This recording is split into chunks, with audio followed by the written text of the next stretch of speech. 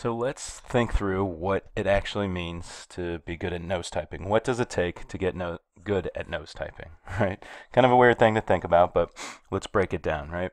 So if you're going to get good at nose typing, because honestly, I don't think anyone was born typing with their nose. This guy was not born typing with his nose. He had to work at it a lot. But he may have had some advantages that made it a little more likely for him to become this world record-setting nose typist.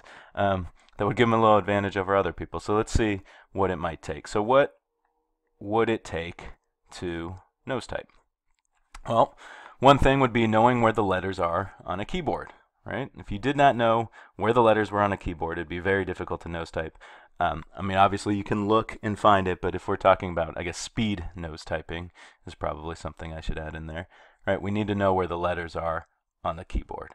Okay, and maybe if this is something you already had, if you had that connection, right? Think of these as neurons, right?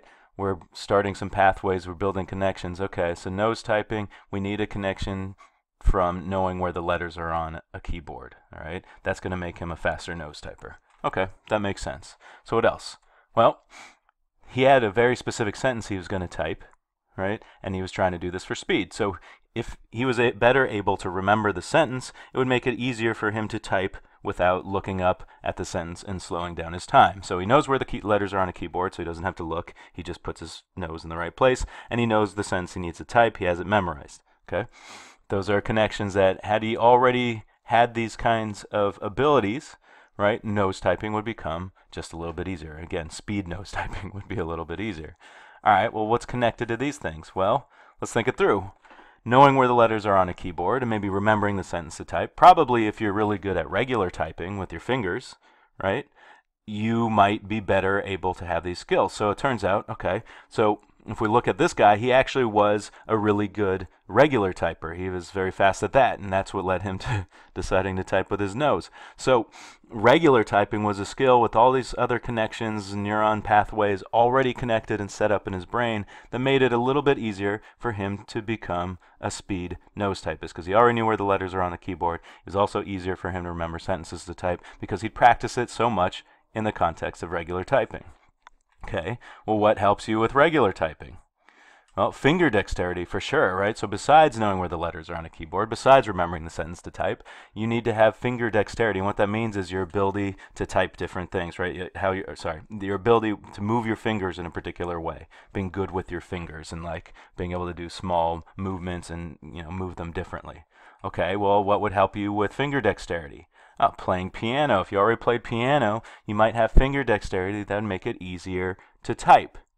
All right, so let's look at this right now, this chain. So what if he started as a piano player? Because that piano playing gave him finger dexterity, the ability to move his fingers around different ways, it made it easier for him to become a good typer, right? That seemed normal for him, which led to practice of remembering the sentence to type, which led to him knowing where the letters are on a keyboard, which led to him being a better speed nose typer. Okay, this is how connections work in your brain. Let's keep going. All right, pen twirling. Right, it takes finger dexterity. I've seen some of you all do it, right? It takes some abilities with your fingers. So possibly, maybe he was a really good pen twirler. He twirled his pen a lot when he was bored. That gave him the finger dexterity that made typing easier, that led him to practice remembering the sentence to type, which let him know where the letters are on a keyboard, which made him a faster nose typer. Let's keep going. Hey, nose picking actually takes some finger dexterity. So what if this guy was just an epic nose picker? That built up connection in his brain made him have more finger dexterity, which made it easier to regular type, which made it easier to remember the sentence to type because he's practicing it, knowing where the letters are on a keyboard, so then it made it more likely for him to become a speed nose typer. Crazy, right? Let's keep going. All right, remembering the sentence to type. Well, maybe that takes some memory tricks, completely disconnected from regular typing. So maybe he came at it from this way. Maybe he really liked memory games and puzzles, and so that helped him remember the sentence to type, which made it easier for him to nose type, which led him to knowing where the letters on a keyboard, which then maybe led to him regular typing and finger dexterity, which made him a better piano player, right? All these things, this is how your brain works. It makes connections between all these different pieces that maybe seem completely disconnected when you think of it separately. Right? I'm not going to really connect memory tricks and say nose picking or memory tricks and nose typing, but they could be related in the way your brain works and makes connections and builds off of the connections that you already have. All right, what's another thing? Remembering the sentence to type, focusing attention. Maybe I'm really focused. Maybe I'm like killing it in PLT lab. That makes it easier for me to memorize things or remember sentences. And that leads to me regular typing, which helps me know where the letters are on a keyboard, which leads to me being the most epic nose typer. Right? Head bobbing, right? Like he's kind of hunting pecking with his face, right? So maybe head bobbing is a skill that leads to nose typing. Well, what helps with head bobbing? Well, maybe he's a dancer. Maybe he really likes hip hop dancing, and that leads him to being a better head bobber, which makes nose typing easier for him. So now he is a champion nose typer.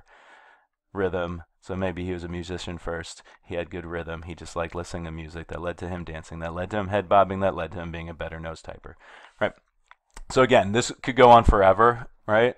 Which could be pretty interesting if we already have nose picking on this list. Who knows what else might end up being connected to becoming a better speed nose typer. But the point here being that you really don't know what the different skills are that are going to connect back and make you better at something later on, right? So there are all these things that we think about as, oh, you know, this guy was naturally a good nose typer because it was easier for him to nose type than it was for somebody else, right? Such a weird talent, right? Nobody's a natural nose typer. What happens, though, is there's all these other things we pick up in our life, all these connections we build in our brains, all these pathways we build in our brains that then we build off of that make things seem like they are easier or more natural for us. So you can think about sports, right? If you already have played another sport where you do a lot of foot drills, you've practiced that, you do a lot of hand-eye coordination drills, you throw the ball around a lot, it's going to make it easier for you to shift into a different sport that uses those skills than it is for somebody who played something completely different or else didn't play at all. And so then we look at you and say, oh, you are naturally better at this than these other people, when actually it's just you have these background other skills that have these connections that helped make it more likely for you to be good at it. Right? This is how your brain works, this is how connections work, and this is how growth works. Right? Your brain changes as you go, but it also builds off what is already there. So you never know what you're going to need and how these things can lead to being good at other things. So the more skills really you develop and practice, the better chance it's going to make other things a lot easier and seem more natural to you as you go. So let's give one more big example, right? So if we're talking about learning math, I'm not going to really go in here in too much depth. You can't really read this. Don't worry about that. What this is a curriculum map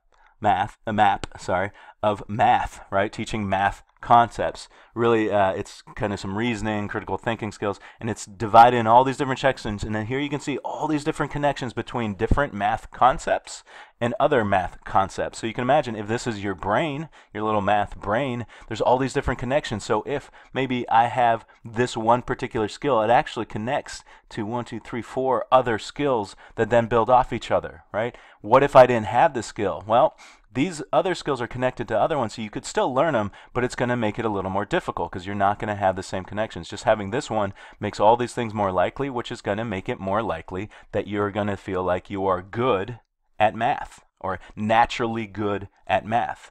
This is how your brain works, right? It's a lot of stuff, so you can really think. Like when you think that you're bad at math, it's probably because you just didn't practice some skills or you missed out on some skills that were some of these key focus points that you could have built a lot of connections off of. And now it's going to be harder for you because you're going to have to practice a little more than other people who maybe got these skills somewhere else. They got those key skills that connect to a lot of different things, and thus it makes it look like they are better, naturally better at math, which of course is not true because they just came in with somehow got some more practice and some other skills that maybe even had anything to do with math terms or math concepts, but actually had something to do with something else. They were problem solving in other ways.